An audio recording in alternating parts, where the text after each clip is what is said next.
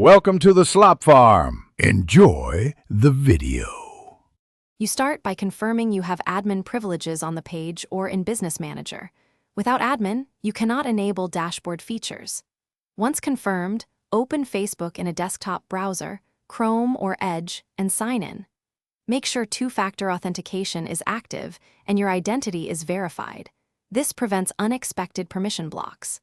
Now navigate to Meta Business Suite or Page Settings to begin enabling dashboards and analytics. Doing these steps first speeds the rest of the setup and avoids permission errors later.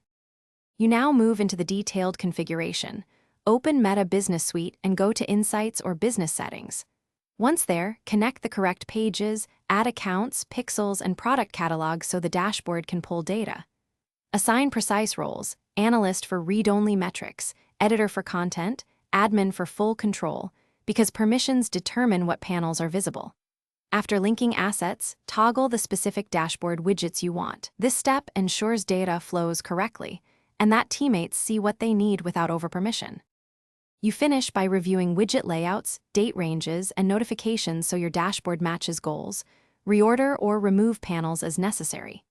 Once done, test data refresh and report generation. If metrics remain stale, clear browser cache and reconnect the ad account or pixel.